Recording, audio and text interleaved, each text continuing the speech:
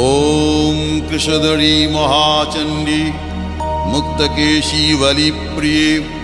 कुलाचार प्रसन्यास्ये नमस्ते शङ्करप्रिये घोरदंष्ट्रे कोटराक्षी कीटी शब्दप्रसादिनी घोर रवास्फारे नमस्ते चित्तवासिनी बंधुका पुष्पशंकाशे त्रिपुरे भयनाशिनी भाग्योदय समुत्पन्ने नमस्ते वरवन्दिनी जय देवी जगद्धात्री त्रिपुराद्ये त्रिदेवते